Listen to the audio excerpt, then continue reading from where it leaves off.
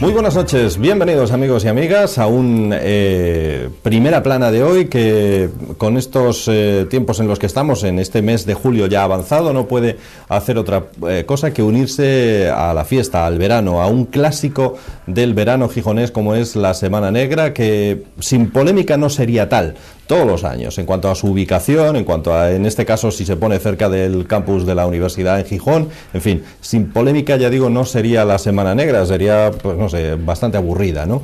Y aunque precisamente en este viernes es cuando se inaugura esa Semana Negra, el director de esta cita cultural, lúdica, festiva de Gijón y de Asturias, por ende, pues ha querido estar con nosotros, evidentemente no este mismo viernes, unos días antes, porque hoy, precisamente, como es lógico, tiene que estar subiéndose a ese tren que inaugura la Semana Negra. Con nosotros este día está Paco Ignacio Taibo, al que le damos la bienvenida y las buenas noches. ¿Qué tal, Paco Ignacio? Buenas noches, gracias. Bueno, la Semana Negra, decíamos, si no viene con polémica, no viene. Parece que ya en los últimos años, por lo menos, es así, ¿no? Desde que nació, ¿no? Sí. Pero está bien, está bien.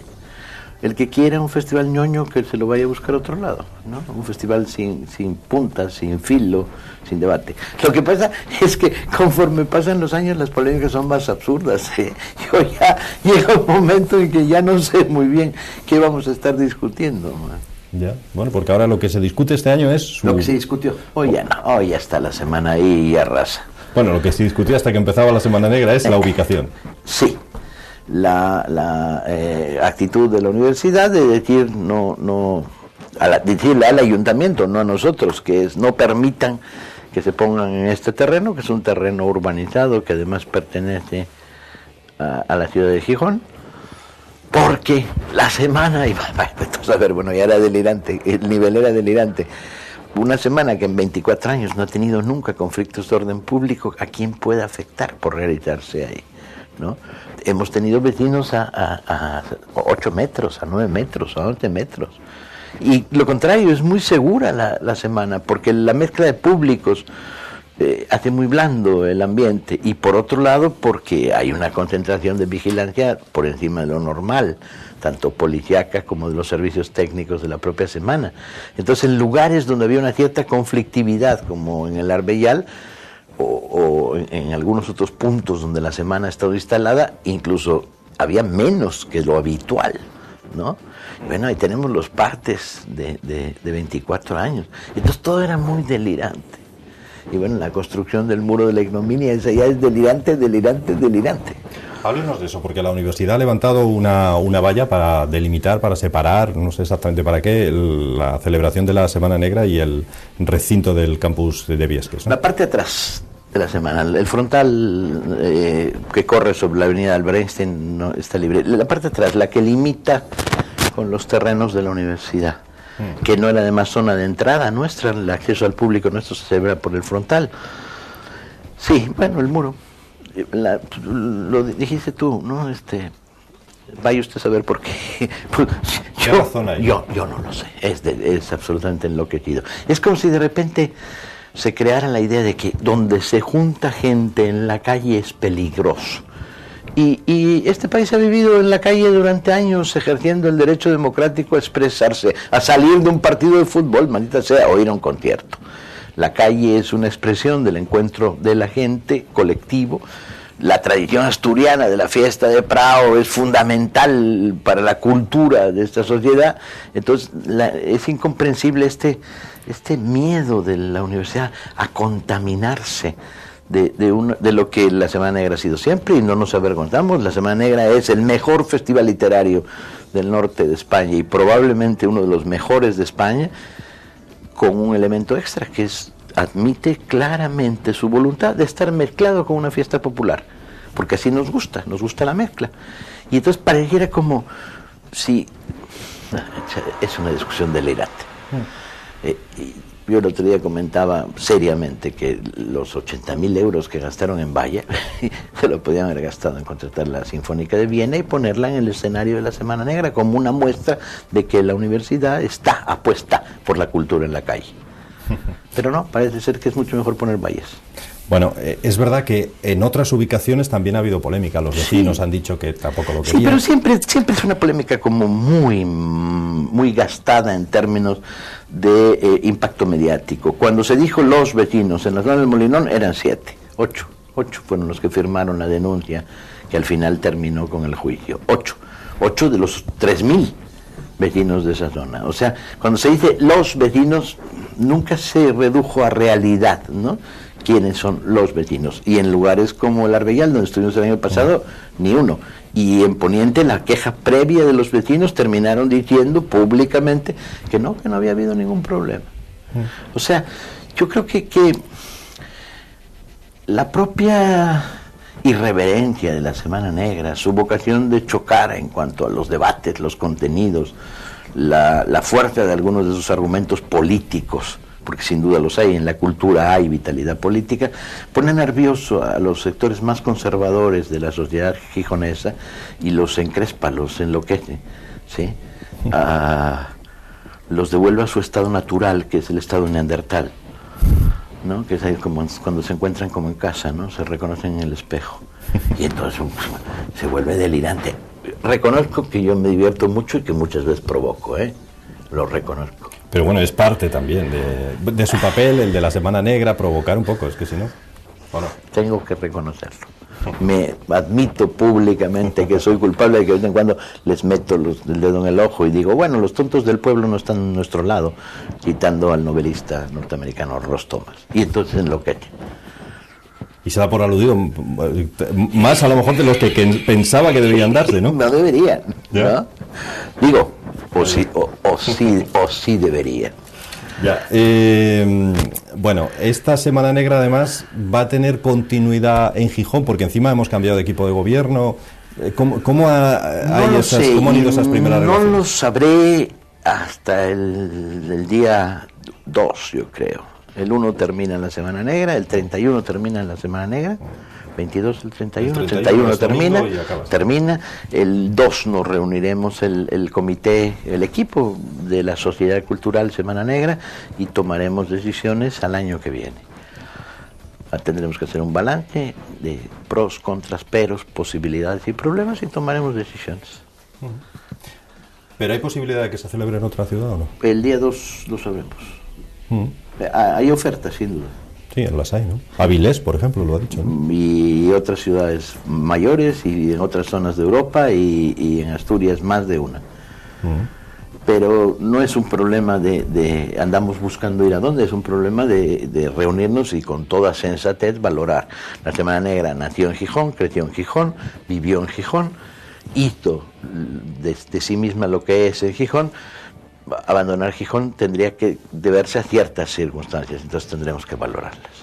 ¿Y qué circunstancias pueden hacer que uno marche de Gijón? La sponsorización y los apoyos, el lugar, el terreno donde se celebra la Semana Negra, las facilidades y los apoyos en los permisos, la voluntad, y entre otras cosas si nos quieren. Porque si no nos quieren no importa, nosotros tampoco los podemos querer, y es más, de hecho no necesariamente los queremos. Y en esos primeros contactos que ha habido en estos días con el nuevo equipo de gobierno del Ayuntamiento de Gijón, ¿hay cariño, citando lo que usted dice? ¿O no? No, yo no diría que hay cariño, hay una relación formal muy correcta de ambas partes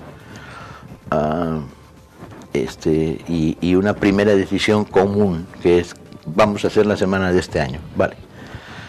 Quedaron flecos sueltos, como por ejemplo una financiación que daba el Teatro Jovellanos a ciertos conciertos que se hacían en la Semana Negra, producto de un pacto de hace 15 años, que tenía un sentido, que era cuando hay Semana Negra el Jovellanos no programaba nada, porque ¿para qué competir contra sí mismo ciudad? ¿No? Y entonces los conciertos del Jovellanos los programaba dentro de la Semana Negra.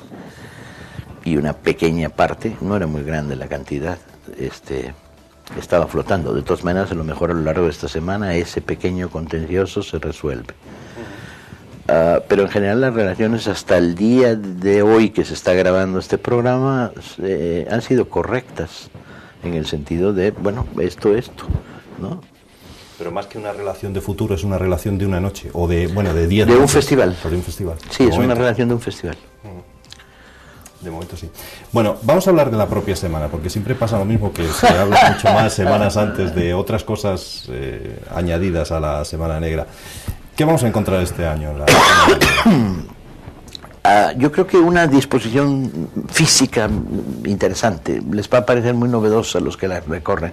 La Semana Negra es un paseo donde tú entras a pasear y pasan cosas. Hay cosas. Hay un equilibrista, hay una librería, hay de repente otra librería que está ofreciendo super descuentos notables o regalando libros. Hay una charla, hay una exhibición de un cortometraje y está el autor ahí en vivo, ¿no? Que tiene que ver.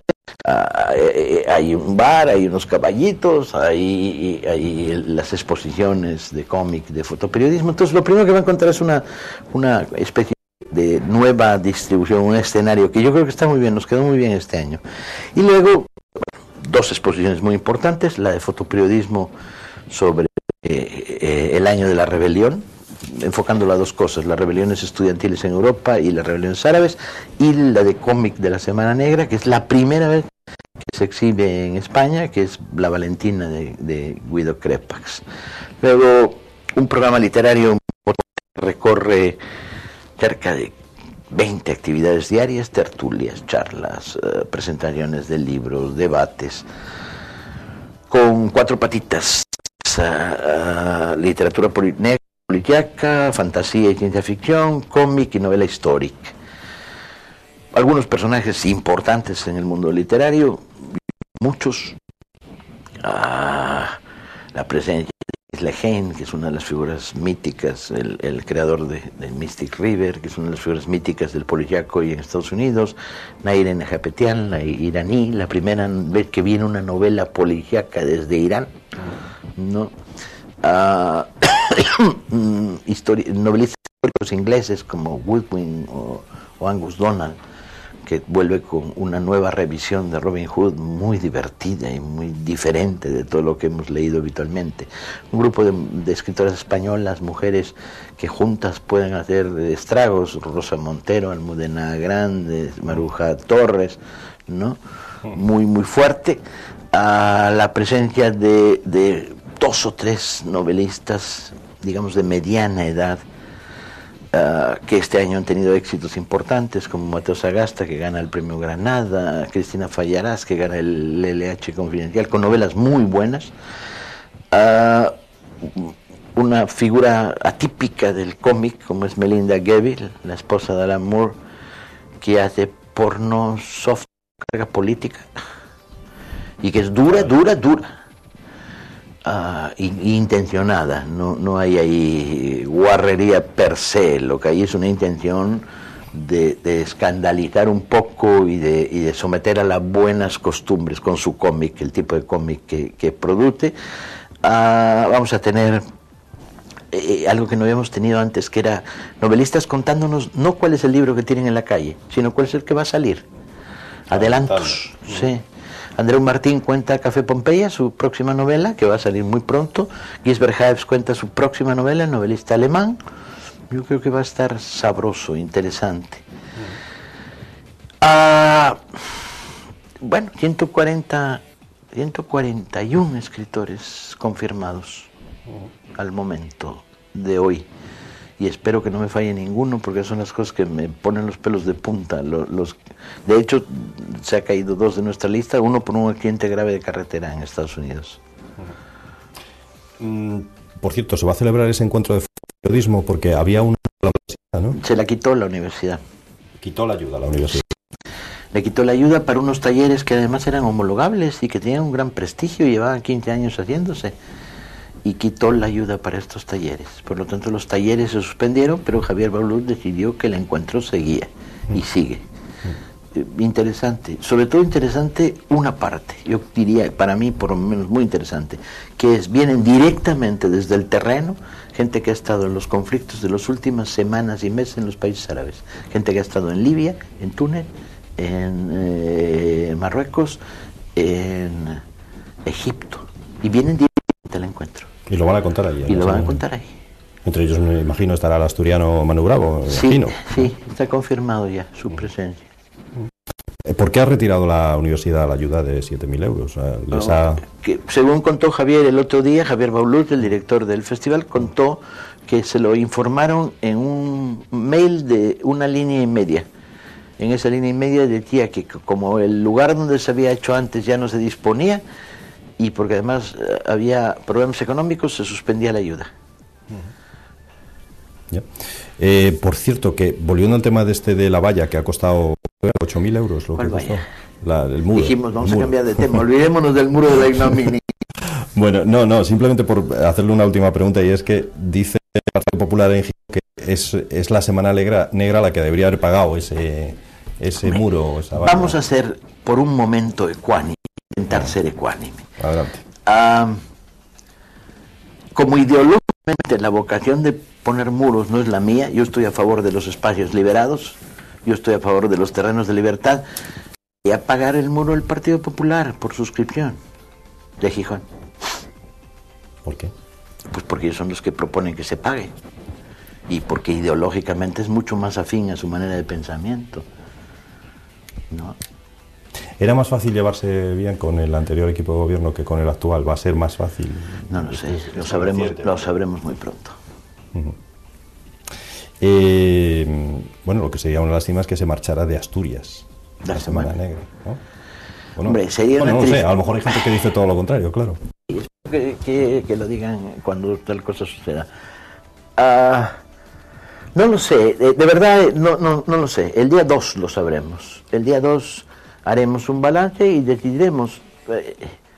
Sería triste que un festival que nació y creció en Gijón de 24... Cuesta tanto trabajo consolidar un festival, tanto trabajo. Es tan difícil reunir el prestigio, la capacidad de convocatoria de públicos, la capacidad de convocatoria mediática, la capacidad de convocatoria profesional, convencer a editores de que no, el hombre que tú traes no lo lleves a Barcelona y tráelo a Gijón, ¿no?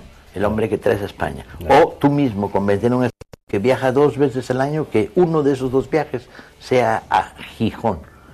Hoy el nombre de Gijón suena, hoy es mucho más fácil, son 24 años de abrir camino. Sería tan triste que eso se perdiera. Pero bien, bueno, tampoco pasa nada, ¿eh? Nosotros somos un festival efímero, nacimos efímero, no tenemos vocación burocrática, entonces bueno. La Semana Negra trae beneficios culturales a Gijón, creo explicarlo. ¿Trae también beneficios económicos o no? Yo diría que muy potentes. Este año hemos encargado un estudio económico del impacto económico.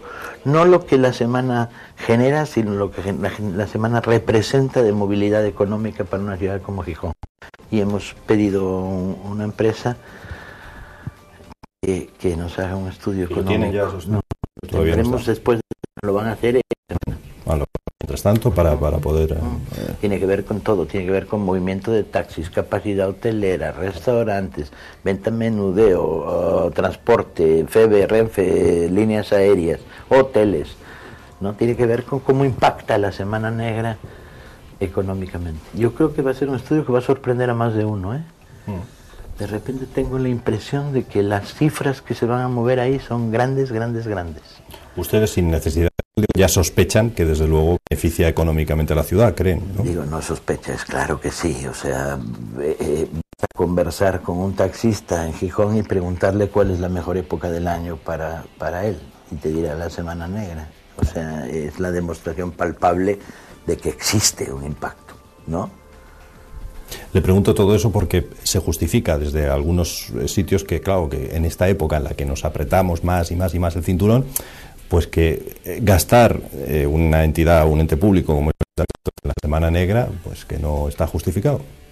Hombre, que piense eso forma parte de la religión de los neandertales. Pensar que el gasto cultural es un gasto inútil, innecesario, es un dispendio, solo te da la medida del nivel del IQ con el que andas por la calle.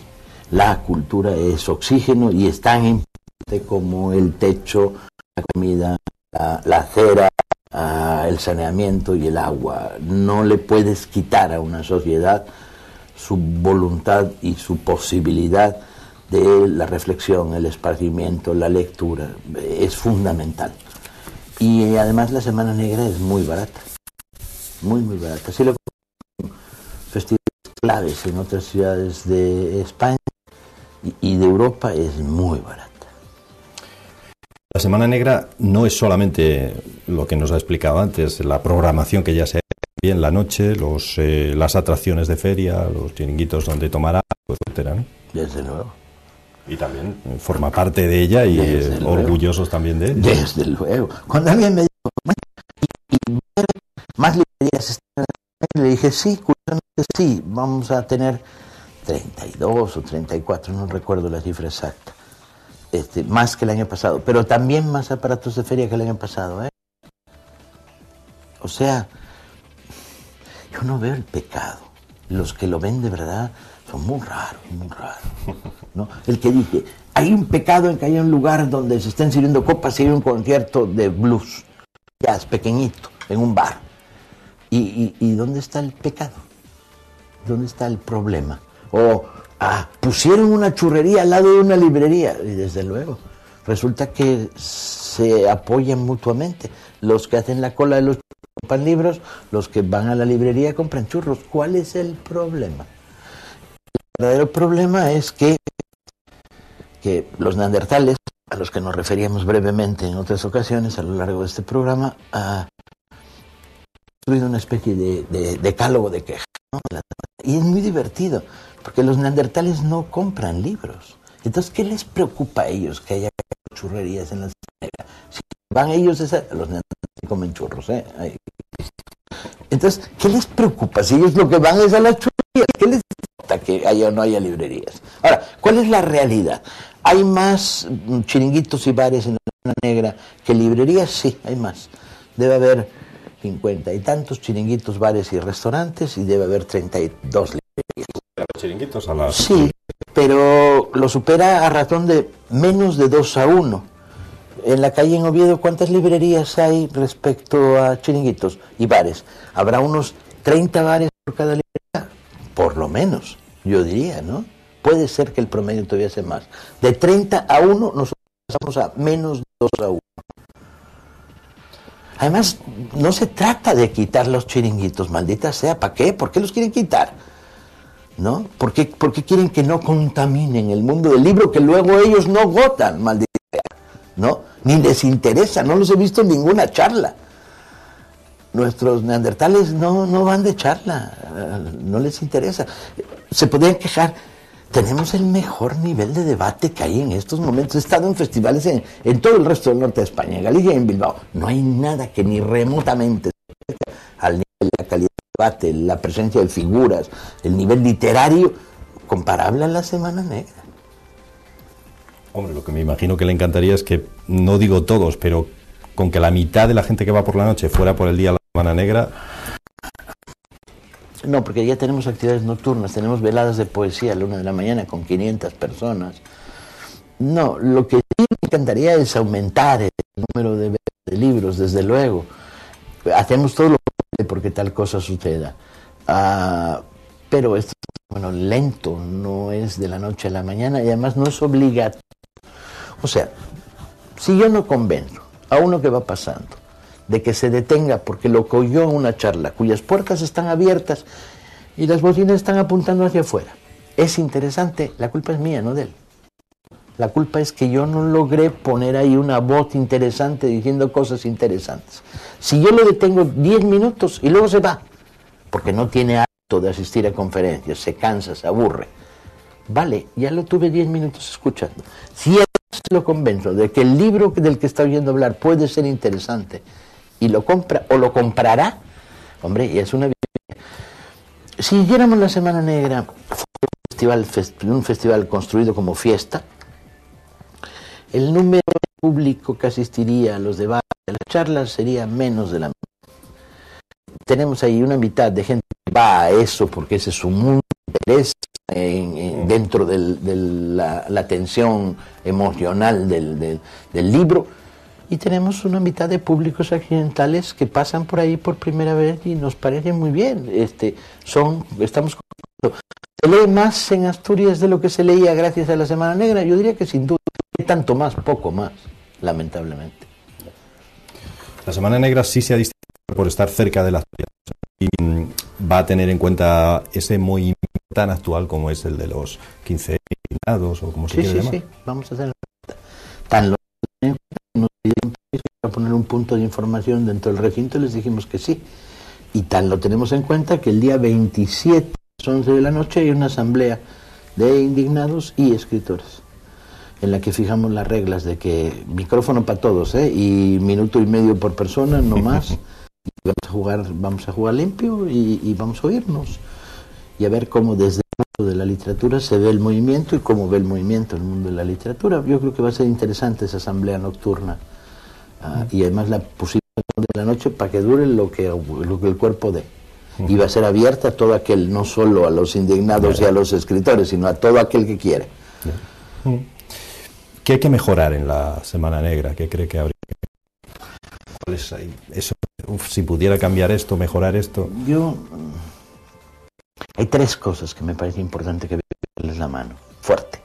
Una de ellas es, hay que incrementar los decorados para crear esta apariencia delirante de repente que logramos y que es muy buena. De aquí hay un templo egipcio, aquí están los moais de Pascua, ¿no? Entonces hay que aumentar el presupuesto de decorados, hay que aumentar el número de actividades callejeras, de culturas que no son ni de la fiesta ni del libro, como por ejemplo malabarismo, que lo hemos tenido con frecuencia en la Semana Negra, pero habría que aumentarlo, y tenemos que abrirnos a otro par de espacios del mundo del libro que no hemos tocado y que quizás sea el momento de empezar a tocarlos. Uno de ellos es la novela de Jesús, curiosamente, y el otro de ellos es la historia como narrativa. Los grandes historiadores europeos que hoy están marcando la manera de leer la historia, ya lo hemos intentado un par de veces, hemos tenido un par de grandes historiadores. Bueno, me gustaría traer ahora a una docena de los grandes historiadores europeos a abrirse, a hablar con la gente. Paco Ignacio, lo último que quiera decir más que posibles visitantes de la semana, la última invitación que quiera hacer. Tengo pensado en la puerta, estaba hoy haciendo papelín, escribiendo para ver que, aunque todo ya está listo, este cartel es improvisado. Dice algo así como: bienvenidos todos a este territorio liberado, y en pequeño, pero que se vea, y en particular a los estudiantes y a los maestros de la Universidad de Oviedo. Eso por provocar también, ¿no? No, lo digo con toda sinceridad, bienvenidos. ¿Qué culpa tienen ellos de que sus autoridades sean como son? Tampoco hay un grupo de estudiantes que sí se opone a la ubicación de Semana Negra, pero no todos. Tienen una web, no tienen una web, tienen un sitio, sí, una página, un blog, y la última vez que vi en Facebook, los estudiantes contra la Semana Negra, 8. Vale. Se generaliza en muchas ocasiones. Y es peligroso, porque se van creando leyendas negras. Y luego en esta conversación dirá, ¿por qué los estudiantes? En el equipo de los servicios técnicos de la organización tenemos 50 muchachos trabajando con nosotros, de los cuales hay 30 y tantos son estudiantes que trabajan durante 20 días para ayudarse a pagar matrículas, libros, etcétera. O sea, esos solos, los que trabajan con nosotros solos, son 4 veces más que los que no pisarán la Semana Negra. Y además está muy bien que no la pisen, no hay problema. Bueno, lo que está claro es que va a tener vocación itinerante la Semana Negra. No sé si eso se lo han planteado, pero tiene. Hemos recorrido los espacios, pasan. En el futuro, ¿no? Cambiará, ¿por qué no? Este certamen de la Semana Negra de Gijón, decíamos antes, un poco del verano asturiano. Muchas gracias por estar aquí. Muchas gracias. El día que lo emitimos, este día que lo emitimos, tiene que estar en ese tren con el nuevo presidente asturiano, me imagino. No lo sé, no tenemos el protocolo este año. Claro, muy precipitado. El tren no tiene previsto parar en Oviedo, no hay un acuerdo, no hay ninguna propuesta, nadie nos ha propuesto, nadie nos ha dicho. Y este año ha sido como muy complicado porque hicimos la semana a caballo entre 2 administraciones. Claro. Entonces, la estructura protocolar de pequeñas cosas, sí, pero hay algunas cosas no que sí. no está pensada ni armada al día de hoy.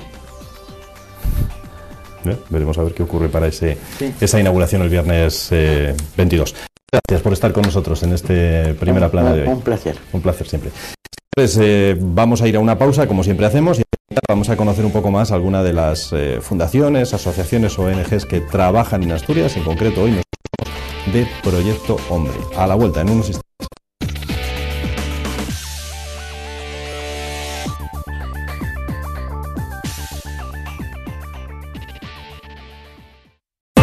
Seguimos con ustedes en esta segunda parte de Primera Plana, dando a conocer algunas de las organizaciones no gubernamentales, de diferentes asociaciones que trabajan en Asturias. Yo creo que una de las más populares, de las más conocidas, su labor es sobradamente conocida en Gijón y en toda Asturias, es Proyecto Hombre. Proyecto Hombre tiene por objeto la atención integral, dicen, a las personas marginadas en situación de vulnerabilidad, en muchas ocasiones porque estas personas han caído en lacras relacionadas con el consumo de estupefacientes, de drogas, etcétera. Vamos a hablar hoy de este asunto, de una fundación, como decíamos, de Proyecto Hombre, que atiende a unas 1.300 personas al año y que, ya decíamos, pues tiene ya bastante tradición en Asturias y especialmente en Gijón. Luis Flórez es el responsable de Proyecto Hombre. Luis, buenas noches, bienvenido. Hola, buenas noches. Bueno, cuéntanos un poquito, para aquel despistado, hay que serlo, ¿no?, para no conoceros, pero a lo mejor hay algún despistado que dice, ¿qué es eso de Proyecto Hombre? Bueno, pues Proyecto Hombre es el nombre de una terapia que se viene aplicando en Asturias desde hace ya casi 25 años. El año que viene celebraremos los 25 años. Que en este momento pues podemos decir que hemos superado ya las 1.800 altas terapéuticas, y bueno, que desarrolla una serie de programas a nivel de distintos tratamientos en lo que es el conjunto de nuestra tierra asturiana, no solo en Gijón, sino también en Oviedo, donde tenemos bastantes dispositivos y diversos tratamientos, y en Avilés, en Mieres, en Candás, etcétera, en fin. Digo Gijón porque es donde está vuestro centro. Sí, principal, está, ¿no?, la sede, en Gijón está la sede. sede, sí. Bueno, ¿qué labores son esas que realizáis vosotros? Bueno, nosotros habría que hablar de dos bloques fundamentalmente, ¿no? Es decir, por un lado el asistencial y por otro lado la prevención como tal. En el ámbito asistencial desarrollamos tratamientos para personas con problemas o adicción a la cocaína, problemas de policonsumo, problemas de alcoholismo, también para menores y jóvenes que puedan estar iniciándose en los consumos de cualquiera de las sustancias. Y a nivel de prevención desarrollamos, bueno, pues sobre todo aquí en Oviedo desarrollamos el plan de prevención municipal desde sus orígenes. Llevamos más de 10 años. También trabajamos en el ocio y tiempo libre. Y junto con eso pues tenemos en el Postigo un centro que trabaja fundamentalmente con personas a mantenimiento que están a tratamiento con metadona. Junto con este tipo de actividad, tanto asistencial como o preventiva, también habría que añadir otra serie de programas transversales, como pueden ser la desintoxicación ambulatoria, que se realiza en Gijón en este caso, o los pisos de incorporación social para personas que, habiendo finalizado, necesitan un pequeño empujón a la inserción. Actualmente y muy recientemente hemos comenzado en Mieres también en esta línea de la inserción social. Un trabajo con las personas de la UT de Villabona, que está dando muy buenos resultados. En fin, que como bien decías al comienzo, pues tratamos de llevar a la práctica pues esos fines que has hecho tú antes, ¿no? Y por vuestra experiencia, por vuestra relación con personas que están en esta situación, ¿ha disminuido el número de personas que consumen drogas o todo lo contrario? ¿En estos 25 años habéis notado picos? Bueno, hay cambios. Claro, en 25 años hay muchos cambios, ¿no? Es decir, que partimos de aquellos años 80, 90, donde estamos hablando de la heroína, sobre todo, como droga, diríamos, de referencia para mucha gente, y como droga que además generaba una cierta inseguridad ciudadana, etcétera, etcétera, ¿no? Incluso una imagen, pues, en fin, fuerte y dura para la sociedad. A hoy, que diríamos que bueno, pues la gente que está en tratamiento por problemas de adicción a heroína es mínima, ¿no? En Proyecto Hombre llegó a haber 300 personas, hoy están pues 100, 120, ¿no? Sin embargo, hoy... Porque ha pasado de moda la heroína, ¿no? Por así bueno, decirlo. ha pasado de moda, ha caído más en desuso, la gente opta por... ha habido cambios, entonces, bueno, pues en este caso hoy diríamos la reina, entre comillas, pues sería la cocaína, ¿no? Es decir, el sustituto de la heroína en ese caso sería la cocaína. Y, hombre, también hay, aparece en estos años aparece, y sobre todo en estos últimos años, un dato importante que es el consumo de alcohol, especialmente el alcohol relacionado con el ocio y tiempo libre, y por lo tanto con una edad que pues hay que situarla en la adolescencia o juventud, ¿no? O sea que el alcohol está tomando posiciones también dentro de las drogas. Bueno, el alcohol siempre ha existido, el problema del alcoholismo siempre ha existido, en nuestra tierra especialmente, pero sí es verdad que está siendo preocupante o empieza a ser preocupante, puesto que, bueno, pues es una sustancia que se usa sobre todo por parte de los jóvenes. Yo diría por parte de algunos, subrayo eso, jóvenes, no todos jóvenes ni mucho menos, pero sí algunos jóvenes pues ven en esta sustancia, bueno, un modo de afrontar la diversión, de afrontar las relaciones, de desinhibirse, etcétera. Y se ve como algo mucho más normal en la sociedad, más tolerado, ¿no? Hombre, es una droga, es claro, es una droga cultural, yo diría, ¿no? Es decir, somos la cultura mediterránea ha tenido y tiene, pues, el tema del vino, en fin, los destilados y demás. Por lo tanto, sí, yo como a veces, en plan de broma, que quién no tiene algo de alcohol en su casa por si viene una visita, ¿no? Sí. Es decir, es algo que convive con nosotros, el alcohol. Mira, que una sustancia X conviva con nosotros no es un problema si la sabemos usar. Es decir, que uno es usar una sustancia determinada y otro es abusar de ella. En este caso me refiero al alcohol, ¿no? Me imagino que notáis también que además descendió la edad de quienes empiezan a tomar alcohol, porque antes uno cuando tomaba su primera cerveza era mayor de edad probablemente, pero ahora menores ya hacen botellón, etcétera, ¿no? Sí, los inicios en los consumos hay que situarlos. Yo lo sitúo a los 13 años, pero hay algunos estudios que incluso lo sitúan en 12 y pico, ¿no? Es decir, que bueno, pero vamos, si hablamos de 13 años, 13, 14 años, en esa horquilla de ese año, pues yo creo que ahí se habría que situar los inicios en los consumos, inicios que tienen que ver con drogas, lo que llamamos drogas de iniciación, que es el alcohol, o que pueden ser los porros, o en fin, algo de eso. Los porros, que por cierto para muchos pues tampoco ocurre como el alcohol, está como bastante consentido y no es nada grave, dicen, ¿no? Hay una cierta, es otro de los cambios también, ¿verdad? Es decir, hay una cierta banalización, o se ha dado una cierta banalización en años atrás, diríamos, de los peligros que conlleva el consumo de las sustancias, ¿no? De cualquier sustancia. ¿Cuál es el tema? Que hoy, por lo menos en las encuestas que podemos manejar últimamente, tanto Estudes como bien las encuestas que hace el Plan Nacional de Drogas, que yo creo que son muy importantes e interesantes, pues la encuesta Estudes y la encuesta EADE son dos encuestas que por su volumen, yo creo que y seriedad, pues bueno, plantean unos datos de fiar. Bueno, pues el tema de la tolerancia y el tema de la banalización, etcétera, pues bueno, quizá hoy hay un mayor sentido por parte de los jóvenes de la peligrosidad que conlleva el uso o el abuso de sustancias como el alcohol u otras, ¿no? Es decir, que bueno, hay momentos, yo creo que hay un cierto despertar esperanzador por parte de los jóvenes de decir, bueno, ojo con esto, ¿no? Decíamos antes que atendéis a unas 1.300 personas cada año.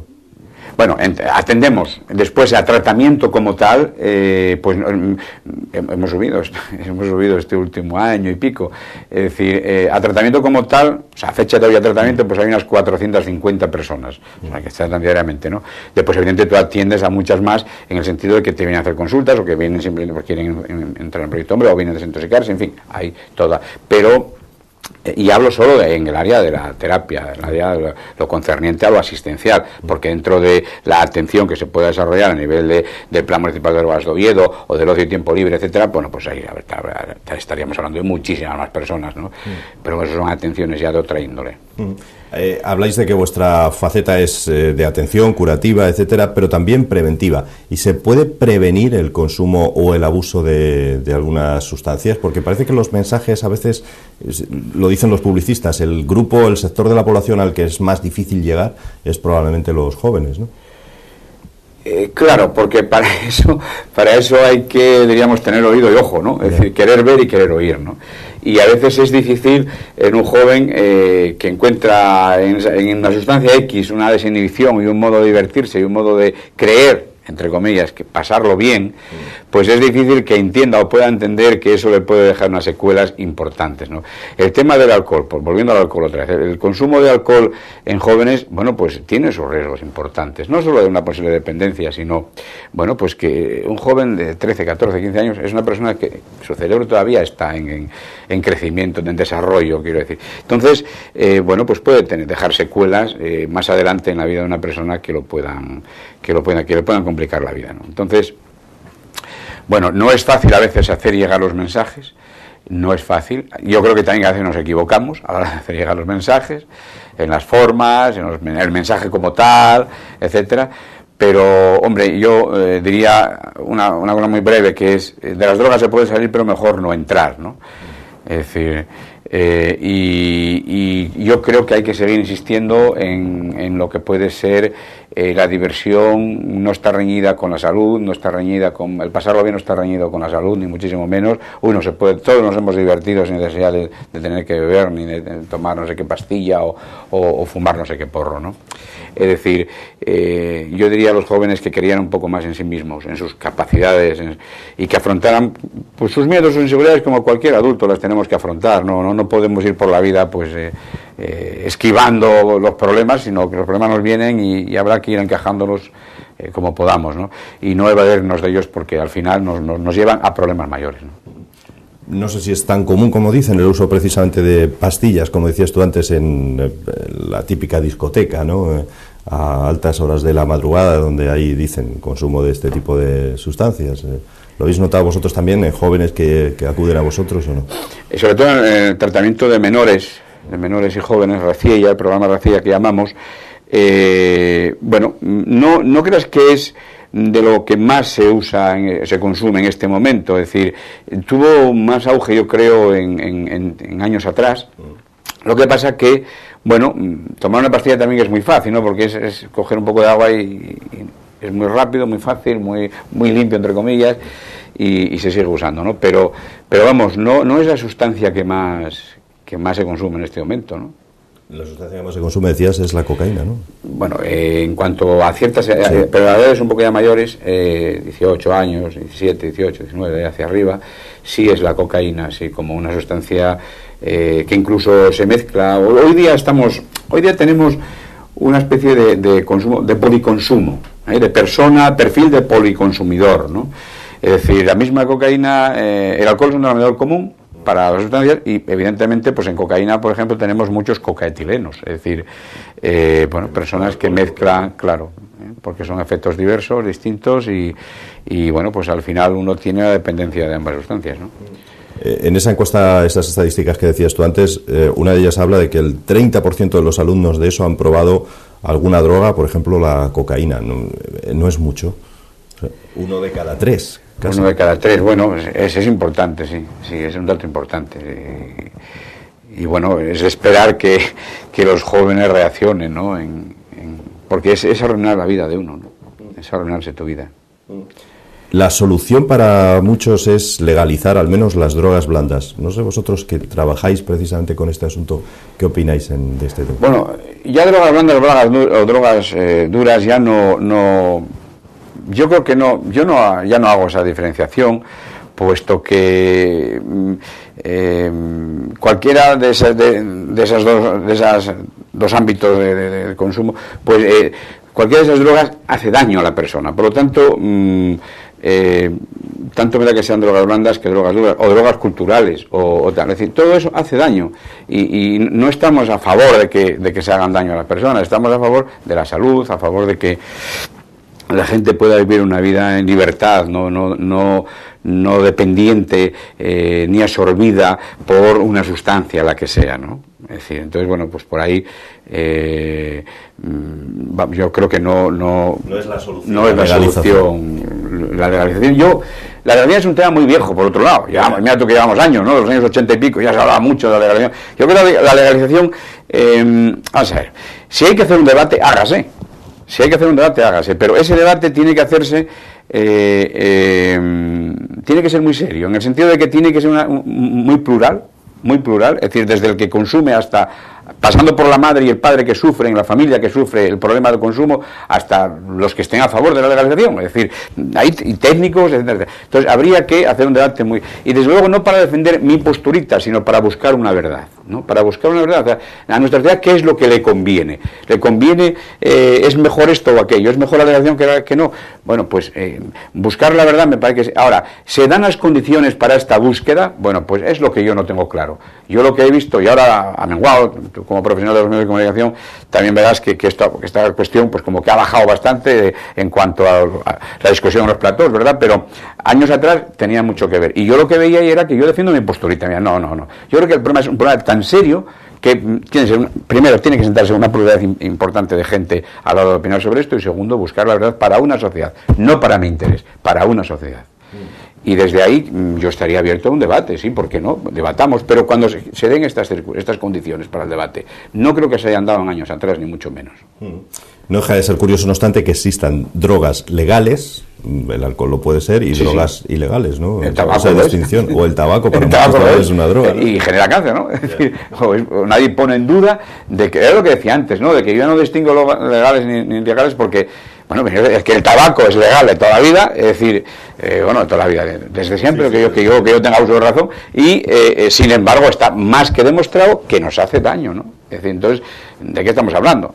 Pues mire usted, el problema no son drogas legales o ilegales, el problema es, hablemos de la salud y preguntémonos por qué una sociedad como la nuestra necesita usar algún tipo de sustancia para poder pasarlo bien, para poder afrontar no sé qué problema, o porque me da la gana, ¿no? Mire usted que hay cosas que uno... Tenemos más recursos, además hoy en día la sociedad tiene muchos más recursos a través de internet, porque hay más sitios donde acudir en caso de problemas, o sea, tenemos más recursos para solucionar nuestros problemas que, por ejemplo, nuestros padres, con lo cual parece que sería innecesario taparlos, o como decías tú antes. Efectivamente, efectivamente. Y además infinitamente más capacidad para divertirnos, más capacidad para pasarlo bien, para viajar, para disfrutar de la vida, de la naturaleza, o sea... Bueno, chicos, es que todo eso lo tenemos, entonces, usémoslo, es decir, no nos quedemos empobrecidos en 4 paredes y en 4 sustancias, ¿no? Por los casos que veis, ¿quién nos da a veces más lástima? ¿La persona drogodependiente o la familia? ¿Quién sufre más? Hombre, es muy difícil de valorar, yo diría que los dos sufren. Es decir, lo que pasa es que quizá hablamos de sufrimientos distintos. Hablamos de un sufrimiento a lo mejor más inconsciente, que es el de la persona dependiente, y hablamos de un sufrimiento muy consciente, posiblemente cargado de impotencia y de desesperanza, pues por parte de la familia, ¿no? Es muy difícil, es muy duro ver a un hijo o una hija tumbado en un sofá, sin hacer nada todo el día, sin expectativa de futuro, y lo peor casi sin que en la cabeza, diríamos, las neuronas le pongan a pensar que, oye, que tú tienes que hacer algo por tu vida, chaval, que pasado mañana tus padres no están. Es decir, bueno, no sé, es muy duro, muy duro. Nos hemos encontrado con familias muy desesperadas a lo largo de estos años. Algunas de ellas, evidentemente, gracias a Dios, encontraron una respuesta a un proyecto, y de esas, pues algunas llegaban a confesar, es decir, pensar que era tal la desesperación que hemos pensado en algún momento que, bueno, que habría más que se nos muriera, ¿no? Y que ahora, cuando lo ven recuperado, pues lo sienten como complejo de culpa, vamos, lo sienten como una culpa, ¿no? Es decir, y hay que ayudarles a entender, ¿no? Ayudarles a entender un poco los distintos momentos de la vida y tal. O sea, que fíjate, para que una familia llegue a pensar esto, el grado de desesperación al que tiene que estar, ¿no? También encuentras al drogodependiente, a la persona dependiente, que a veces, pues incluso, bueno, pues ahora se me pego el último chute y aquí me quedo. O sea, bueno, si quieres son un poco extremos del dolor, pero sí se dan, no son inventados, sí se dan. Los jóvenes que nos estén escuchando ahora quizá puedan pensar, bueno, con el panorama de futuro que tiene la juventud actualmente, difícil encontrar empleo, etcétera, alguna vía de escape hay que tener, ¿no? Si también Hombre, yo te diría, si el futuro lo ves mal, no lo empeores, porque entrar en el mundo de las sustancias es empeorarlo. Entonces, piénsalo, ¿no? Piénsalo, porque es verdad que todavía hoy los medios de comunicación daban el dato que yo no recuerdo ahora, ¿no? Era, dentro de los jóvenes, no sé si era el 40% o algo así. Algo más del 40%. Algo más del 40%. Está en paro, sí. Está en paro. O sea, por lo tanto, es verdad que estamos mal también los adultos, o sea, no solo los jóvenes. Pero bueno, es verdad que estamos mal en España, estamos mal en Europa, etcétera, etcétera. Me diría, pero no lo empeores. no lo empeores. No sé si la crisis, por cierto, os está afectando a vosotros. No sé si hace que tengáis más demanda de atención y al mismo tiempo menos recursos para atender, o no. Sí, tenemos más demanda, hemos aumentado en casi 100 personas, también por unos cambios que hicimos en Proyecto Hombre, adaptándolo mucho más a los cambios de la calle que también se producen.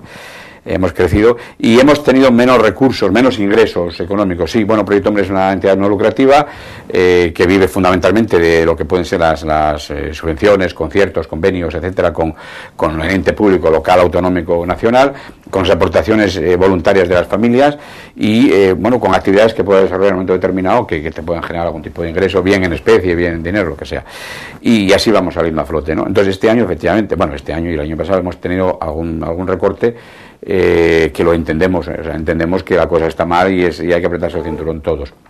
Nos ha afectado, quizá nos ha afectado algo menos en el sentido, no porque no hubiera recortes, sino porque como que nos adelantamos a hacer unos cambios dentro de lo que es el programa Proyecto Hombre en cuanto al área asistencial, y eso nos ha posibilitado el poder manejarnos con una cierta tranquilidad, entre comillas, pero ciertamente sí hemos dejado de ingresar una buena cantidad de euros.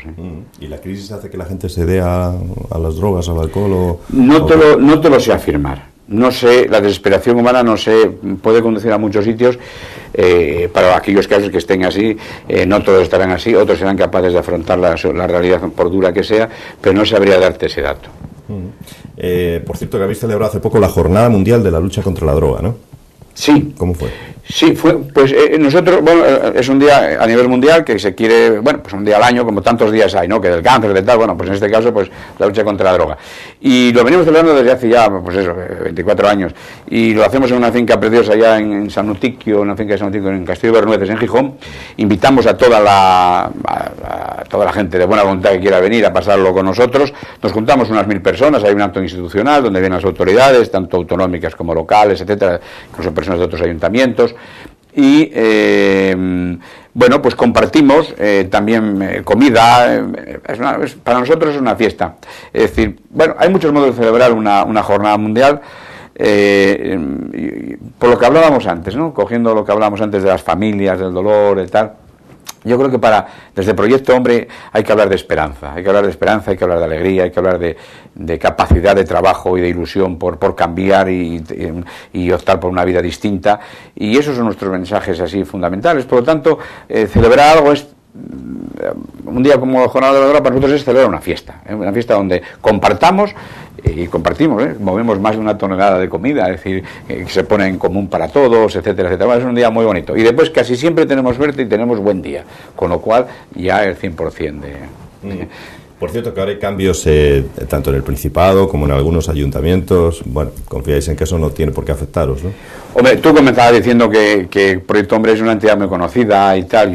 Nosotros lo único que tenemos o podemos poner encima de la mesa es nuestro trabajo, honrado, sincero, eficaz, eficiente, y nuestro deseo desde siempre de colaboración con las instituciones, esté quien esté en la institución. Es decir, creemos que no debemos ir de francotiradores. El tema de la adicción es un tema muy importante y suficientemente conflictivo como para que seamos conscientes de la necesidad de estar coordinados. Bueno, a nivel del Principado, por ejemplo, pues siempre ha habido un consenso importante, ¿no?, en las fuerzas políticas en materia de toxicomanías, en los ayuntamientos también, etcétera, y nosotros no podemos ser menos. Por lo tanto, insisto, lo único que podemos poner encima de la mesa es nuestro trabajo, nuestra honradez y nuestro deseo de seguir colaborando con las instituciones. Por lo tanto, yo no creo que haya... No me ha preocupado, la verdad, no creo que haya especial problema, ¿no? Asociaciones, ONGs, fundaciones que atienden a personas en drogadicción, hay muchas otras. Incluso algunas utilizan hasta fines religiosos para quitar a la gente de la droga. No sé qué te parece eso.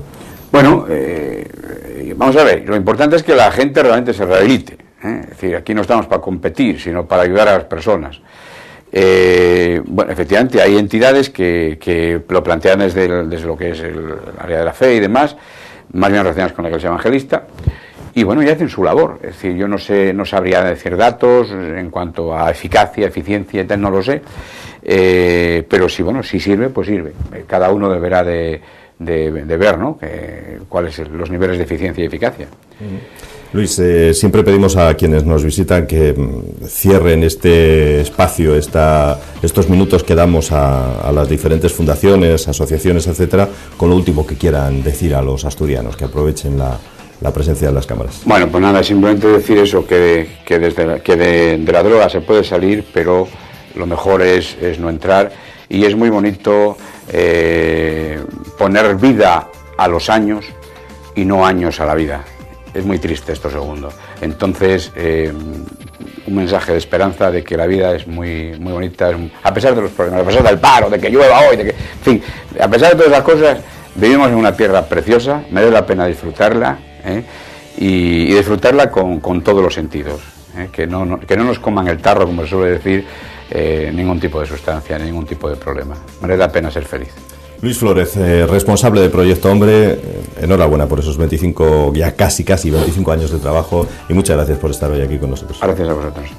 Nada más por hoy, señoras y señores. Esta ha sido la actualidad en Asturias. Es por lo menos lo que nosotros queríamos contarles de la actualidad asturiana en este día o en esta semana. Gracias por estar con nosotros una vez más en Primera Plana y muy buenas noches.